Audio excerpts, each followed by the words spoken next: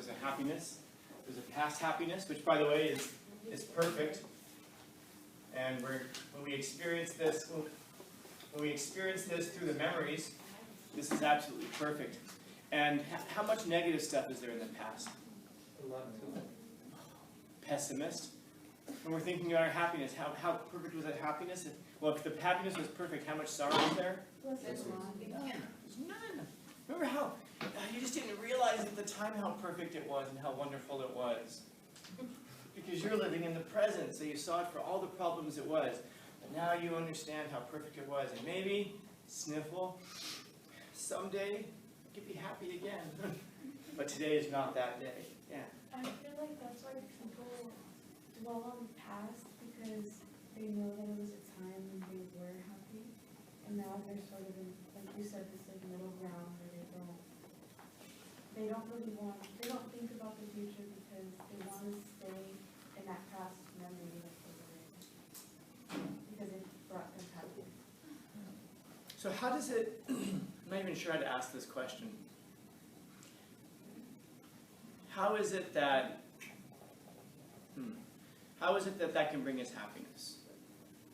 Because we're kind of like reliving the moment when you think about it again. Yeah. It's like, oh, remember this, and you like laugh about it. Yeah, and if you're remembering the happiness, then what are you selectively remembering? Only those good times. Yeah, because what you're like, if I asked you to think about a time that you were hungry, you're not gonna sit there and go, "Ooh, one time I touched this snake, and its scales were so weird. Like I thought it would be slimy, but it wasn't. They were dry, but still slick. That's weird, isn't it? Like, what are you talking about? I asked you to remember a time that you were hungry. Why are you thinking about a snake? I don't know. In other words, when you think about things, you're thinking about you're like laser focused on that one thing. If I ask you to remember what it was like to pet a snake, you probably won't sit there and go, "I'm hungry, let's go eat," because you're thinking about the snake. You're not thinking about the hunger. If you're thinking about the happiness from the past, you're focused on the happiness. You're not focused on the negative things that were happening at that time also. If I ask you now to think back to a time when you were miserable, you probably aren't going to say, "Oh man, last summer we went to the beach, it was so much fun." You're probably going to remember only the miserable stuff. And so, like I said before, that none of us perceives the world the way that it is. We perceive the world the way that we are. And you can tell me if you've heard this before, that the tourist sees what they came to see, the traveler sees what's there.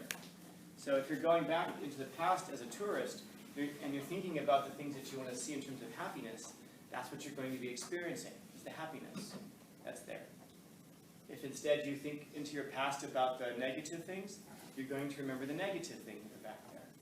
Whatever it is that you're looking for, you might say. And then the same is going to be true about this future as well. How great is the future going to be? Oh, it's going to be outstanding. It's going to be, some people have the capacity to imagine this. We can imagine how perfect the future is going to be. For some people, or for a lot of people, it's very difficult to imagine a perfect, a happy future. These are what we call pessimists. But in the present tense now, so that becomes the question. That becomes the question. Could it relate to, like when we said that you can't be like permanently happy. It's just like one thing that happens. Yeah. Why can't we be permanently happy? Yeah. Because there's other things in life that just, I feel like collectively we're all kind of pessimistic, because like we think about like, oh, why is this happening to me? Why is this happening in the world? It's like not everybody's like completely happy. If you say that, you're lying. So, why is this happening to me? I think it's just the mindset we have. But don't we know? Because you want to be happy. But you're not going to tell people. You're just going to be like, why is this happening to me? But really, you know exactly why. Yeah, we know why it's happening to us, and that's the hard part. So you're saying it's the mindset. What do you mean by that? It's just, I feel like we have a mindset of like, oh, this is happening to me, and it's messing me over.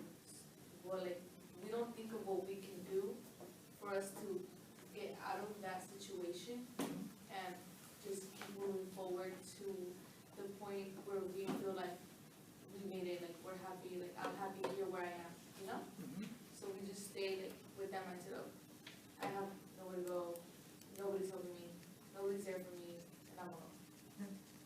trap ourselves into that. Are you alone? I don't know. Some of you are alone.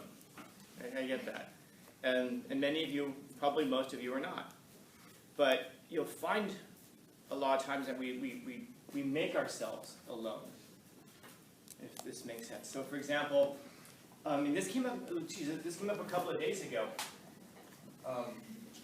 where we're talking about like if you're that person that you say, oh, you can say, if your friends tell you, I'm going to 7-Eleven, would you like anything? And you're like, no, because you don't want to put them out. You're hungry. And then later on we might sit there and go like, there's just nobody who really cares a lot about me and I can depend on. Well, you just shut off that one wall for your friend who was trying to feed you. There's nobody who I can talk to. Well, yeah, there is. You can talk to your friends, you talk to your family, you can, whoever. I mean, I don't want to say whoever, but there are options. Yeah, but I don't want to burden them. Okay, but then you're putting that wall up yourself. And there was a lot of times we wall ourselves in. What it actually looks like is something more akin to like this. There are opportunities, there are lots of gaps for us to escape these walls that we're building, but we construct them ourselves. And there are reasons that we construct them.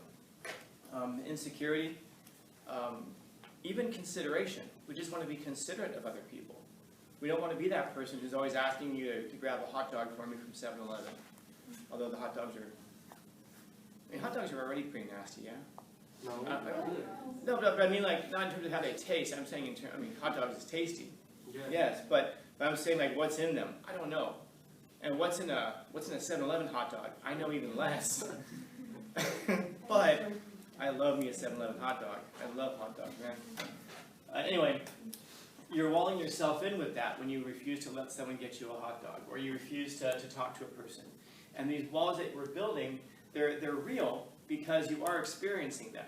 You don't want to burden the other person, and you don't want to be a burden to others. So you build the wall. And then you don't want to have somebody else. You don't have to depend on somebody else to get you a hot dog. Or some of you are like this anyway. You just don't like having to depend on people. You like being independent, and so you put that wall up. And so what life starts to really look like is this. They're the psychological walls that are actually more like porous cells really in the wall. And then there are the walls that we build around it to reinforce it. And so now it becomes very difficult for us to experience joy and connection in some ways because we build these walls around us. And the reason I was asking that question about, but don't we know why? Because sometimes we might not realize that we're doing this. It might be unconscious. And there, by the way, there is a payoff for this. I do talk to people from time to time who will describe this kind of way that, I'm boxed, I have no one to talk to, I have none of this, none of that. And then they can kind of be brought to realize that this is what they're doing. They're building up their own walls. And there is a psychological payoff that goes along with that. It's me against the world, poor me. And there is almost like a dopamine kind of response that you gain from yourself for that. So, in other words, there's something that you can gain by feeling sorry for yourself. And it isn't, and I don't mean that in the sense of like, quit feeling sorry for yourself. Feel the way you feel. It's your own psychology. It's your own way of having to. It's your own brand of existence. If that's who you are, then that's who you are. And it's important for you to be who you are, however you are. Because if you're not being who you genuinely are, then the real you never gets to exist in the world. Which means that you may as well have never even existed in the first place. Because it's not really you who's existing in the world. It's an avatar. It's a fake expression of your personality. Which means it's kind of like a doppelganger. True, it's a lot like you, but it isn't you. And it would be a horrible thing for you to go through your entire life and realize that you never got to exist. Instead, there was this other thing that you kind of created, kind of like your shadow, and never got to permeate into the world. And you've only ever been this persona, which was showing the world what it wanted. This is the important thing for you to be, but there's the trade-off. This is going to cost you suffering, of course. And this is going to cost you suffering as well, but it's a different kind of suffering. In this case here, you're going to suffer from, if you ever kind of come to realize that you never got a chance to be. This is being. You think of being, you think of existence. And once you kind of realize that this was the thing that you acted out, then that means that you never got to exist at all. I don't know if this is making sense, but I think about, here's a silly example, a movie character. I don't know, Harry Potter. Who? Batman. Batman. Wow, but that's worthwhile. But we'll use him anyway. So let's say that you decide that you're going to take on this persona of Bruce Wayne and Batman. You're not Bruce Wayne. You're not Batman. You're just, who you are. I shouldn't say it that way, because it sounds like you don't matter. It's not that you're just who you are, but you get what I'm saying. You're not Batman. You can't be Batman, of course, because I'm Batman. So you go through your whole life, and you act like this is how Batman would act. This is what Batman would say.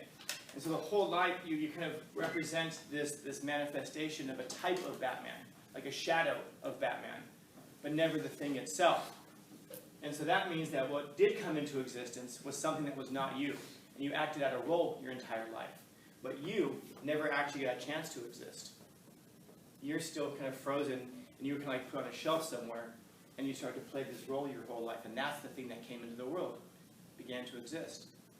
But because you're not that thing, it's not going to feel right. You're going to suffer from things like cognitive dissonance. You're going to suffer from anxiety, because who you really are and what you're presenting are going to be incongruous. They're not going to fit together. And then you're going to act out this character, this thing, and you're going to bring something else into fruition that never should have been there in the first place. What should have been there the whole time was you. And then this you who's here inside of a box, who maybe over time could have chipped away at those things. And rather than be what you are, instead being able to exit that box in a way and become instead what you want to be. And there's a happiness that's there. There's a joy that's there. Because even if you do find yourself with fewer friends, the friends you have are real. And you can be a real friend. If you're acting like Batman, you can't be real to me. Because you're not a real person. You can't be a real friend. You can't be there. Because who knows how I have no idea how Bruce Wayne's going to react to a situation. If I know that you're real and you're authentic, I know how you, as a person, might react to a situation. And now I can depend on you. Even if it doesn't mean that you're always going to have my back, at least I know when you will and when you won't. And in this case here, I don't know. Because who knows, maybe today you're Batman and tomorrow you decide you're Joker. Or maybe you decide that you're Batman who's been given some neurotoxin from Joker. Or who knows. And you might think like, that's really weird though. Yeah, but it's also weird to pretend to be someone you're not. But that doesn't mean it's not common. And this is what you see act out. And this happens in lots of ways. It happens when we try to fulfill the expectations of others. People expect us to be a certain way. The expectations that we should act out probably are the ones that we have for ourselves. And by the way, if you're an introvert, that doesn't mean that you can't be extroverted sometimes. If you're extroverted, that doesn't mean you can't be introverted sometimes. It's just a matter of being. Because if you're not being, then like I said, we never should have come into existence in the first place. But that takes courage. And courage is rooted in the structure of being itself. You have to have the courage to be what you are. But there's a lot that goes along with that. You have to have the courage to say what you think. Well, first you have to have the courage to think. Now, you guys know what cliches are, yes? Yeah. And you'll hear these kinds of things all the time from people. You know what? It is what it is. And we all go, yeah, it is what it is. And if someone comes along and says, that's not true, what has that cost you? Nothing. It's not your saying. We use cliches because they're shortcuts to thinking, but moreover, they're shortcuts to having to present who we really are and what we really think to the world. Because as soon as you do present something that you really do believe or really do think to the world, well, now it's open to criticism. And once it's open to criticism, your very existence, because you've had the courage to be, to exist, and then you've had the courage to manifest it in the world, now this is the thing that's being criticized. The actual raw you. This is why it's so difficult, like I'm sure that some of you guys know somebody in your life, maybe, who if they insult you, or if they say something mean to you, it stings you way differently than anybody else. And it's probably because that person knows you, or at least you feel that they do. Or you have a certain kind of like close, intimate connection with them. And that's why it stings so much, because it's like you know that they're stinging the real you. If you're pretending to be Batman and someone stings you, it doesn't hurt nearly as much because they're not insulting you, they're insulting Batman. And then when you have the courage to actually say what you really think, what you really feel, what you really believe, and then someone attacks it, they're attacking that expression of existence, your very existence, your very being. This is why it is that when someone disagrees with us, or we feel so vulnerable when someone disagrees with us. Because we know that our thoughts, our actions, that's a big part of what you are. Remember that you, that capital U, what you are. Not what your body is, but what your psyche is, what your mind is, what your soul is, what your spirit is. When you express it and you bring it out of this and into existence in the real world, and then someone disagrees with you, we can feel that someone's attacking our very structured mode of existence. Our very existence, our being. It becomes an existential threat. That's why we can react so vehemently when I come in here and tell you the truth. Something that might hurt, but it's true, and you know in your soul that it's true.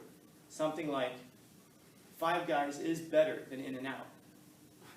Oh, I thought you were That's gonna true. say 5 Guys are better than one. Personal preference. Personal preference, I suppose. And some of you will sit there and be like, no, dude, there's no way. Five Guys overrated, it's overpriced, it's is a Lamborghini overpriced? You get what you pay for. So we all know in our hearts and souls that Five Guys is better than In-N-Out. But you may take that in a very deep way and go, that's not true. Now everything you say comes into question, Sam. It is true, I'm sorry. I mean, it's just like everybody in here knows that reggae sucks. Everybody knows reggae sucks, but no one's got the courage to say it. And then as soon as someone, a brave person, I don't know, maybe a teacher, leans on a podium and says the absolute truth that Five Guys trumps In-N-Out and that reggae sucks, then finally some people go home and go, in their dark corners at home when they're alone, they go, this gal spoke some truth today and it hit me in the soul. And you get rid of all your reggae stuff because you realize that the only way reggae is any good is when you're high. And that's why you have to get high to listen to reggae, so that it finally sounds good. I know, it hurts. But now you feel like, wow, he's attacking my very mode of existence. He's attacking my very existence in the universe, my mode of being. But it's true. But this is why, by the way, it's so important to speak your truth. What other controversial opinions do you have? That's not controversial. Oh, come on. We all understand what I'm saying.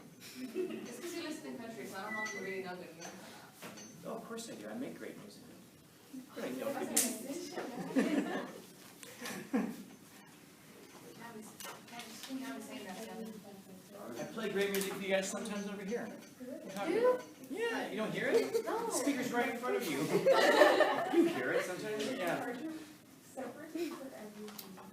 And I can explain to you, by the way, that great music, I can tell you why it's so great. That's what it is. If I ask you something like, well, it's like I'll ask people sometimes if like they'll listen to certain music, especially like hip hop, and I'll say, why do you listen to that stuff? It's, and they go, oh, I just like the beat. Okay, how about if I bring you some Christian hip hop or some Islamic hip hop? Would you listen to that? Oh, but it's religious. Hey, but the beat's good. Well, but then we get self-conscious about the words behind it. It's like, oh, I don't want to hear that. But you do want to hear this other stuff. That's degenerate and decays your soul. Oh, but it's just the beat. Bullshit. It's not the beat. We know it's not the beat. We know that when you listen to it, you hear the words, and the words do appeal to you. Because if they didn't, you'd be totally cool listening to religious music if the beat was good. But most of us will run away from that because we don't want to hear that message. So at least be honest with ourselves. It isn't about the beat. It's also about the message. It is about the beat. The beats are good. I'm not saying that they're not. What I'm saying is that it's not just about the beats. It's also about the messages behind it.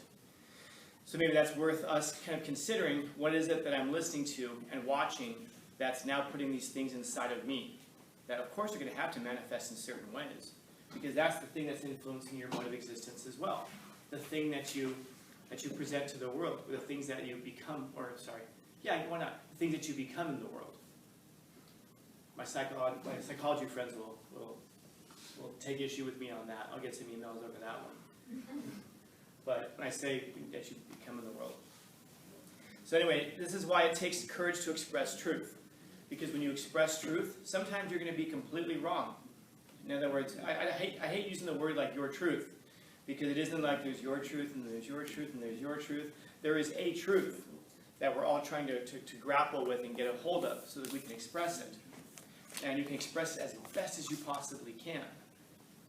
But so when I say your truth, I'm saying is the truth as best as you can understand and articulate it. Because then you bring that truth into existence. Because there's one thing that's already in existence before you, and it's going to be here after you, and that is truth. And truth is the very thing that sets you free. Truth is the thing that we should hold on to because it's permanently up here. And as long as, and if truth is always going to exist, lies don't come into existence until we create them.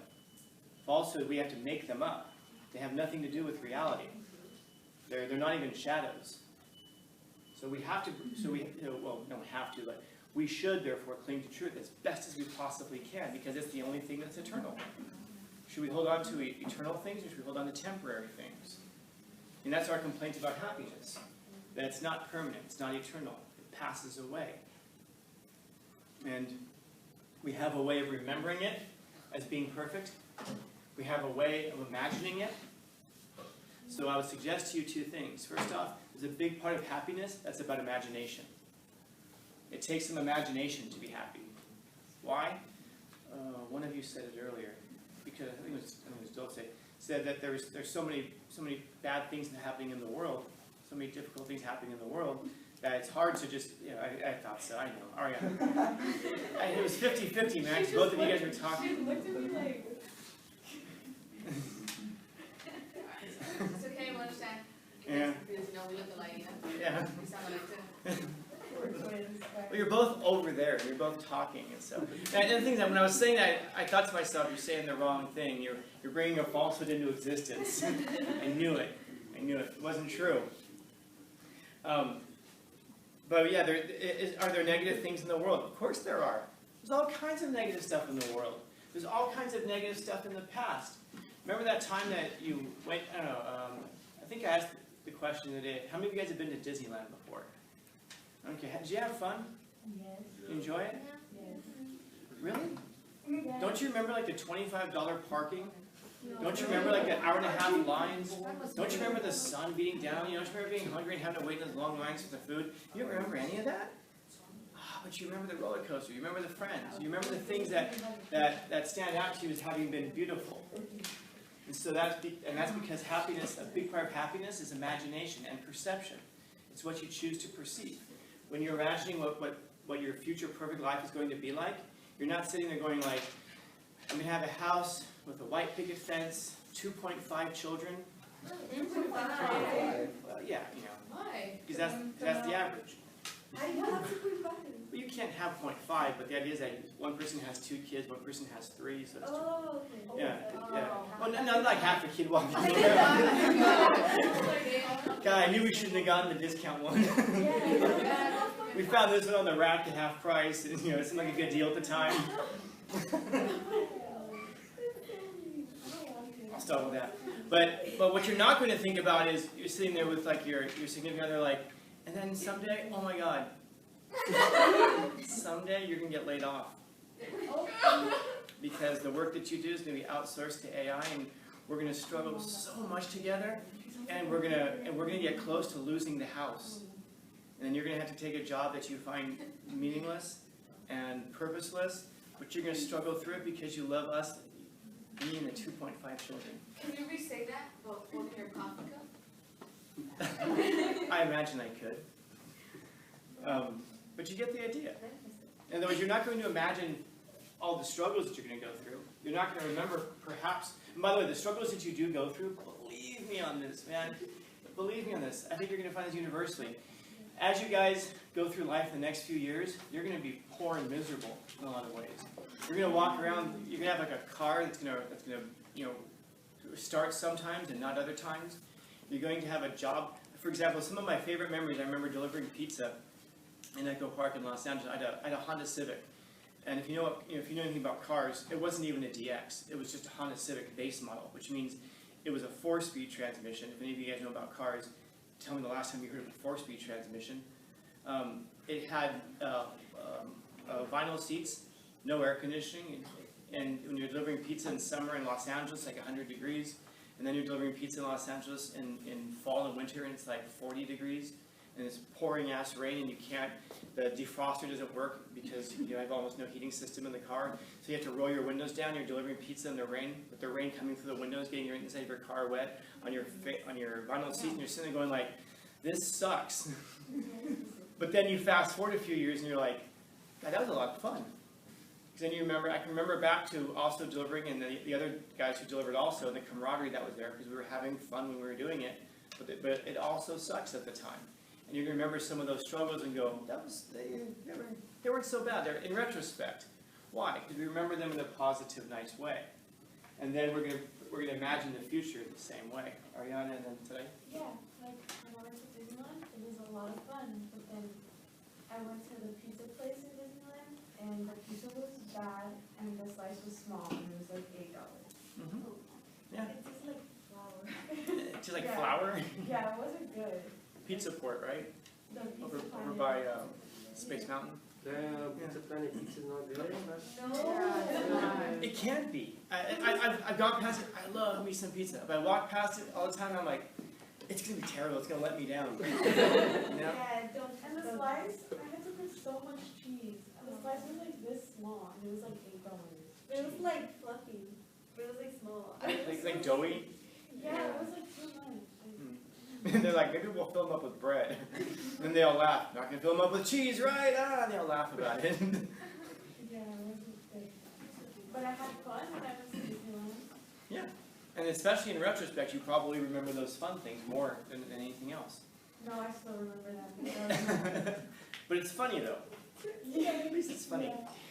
Yeah. And maybe that's the part that we remember. Yeah, it's me. I would say, what if for the people that do think about the struggles in the future?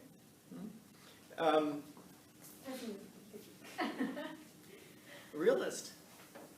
It's a realist, yeah. And there are lots of students. And it's a good thing because you're planning out. You're looking at it realistically. So in other words, it isn't enough just to say we're going to have a house, wife, picket fence, 2.5 children. The question is, how do we get there?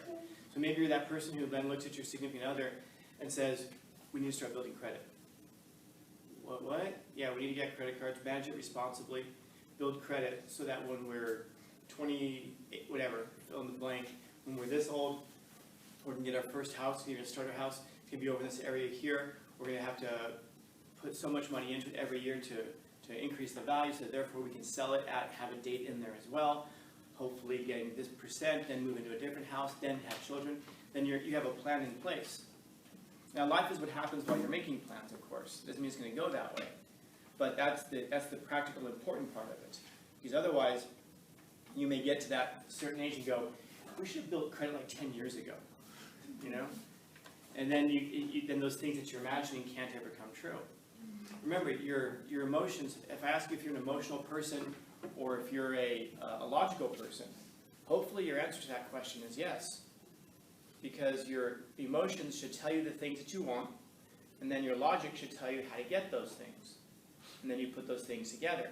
And sometimes your logic will intervene and say, you shouldn't want that. Why? Because it's not good for you in the thing that you're trying to achieve.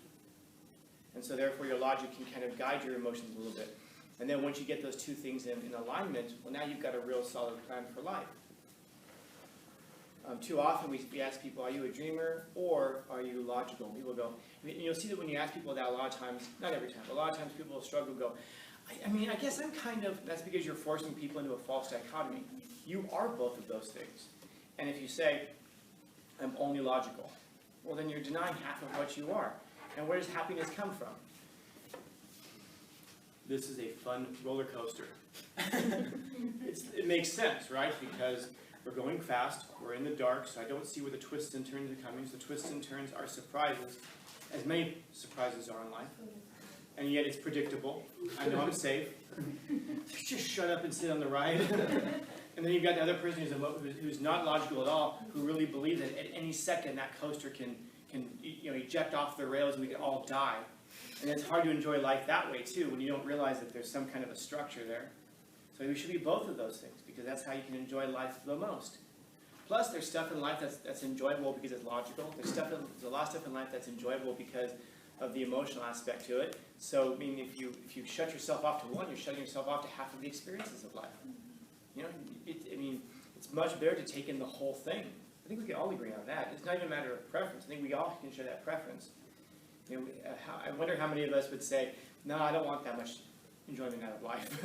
I just want to get done with it and be out. You know, of course not. Of course not. Because if you have that sense of, I just want to be done with it and get out, that tells me that you're missing a lot of it. Because there's so much here to enjoy, to hold on to keep you here. Like when Socrates, remember, at the end of his life, he was looking forward to going back to the intellectual world. But keep in mind, he was 70, 71 years old. And so he obviously wasn't in that big of a hurry to do it. Because he also realized that there's so much to do in this life. To take in the whole thing, to take in all of life, it's going to take you more than one lifetime. That's why we should read. That's why I read anyway. Because by reading, I don't just have my lifetime to live.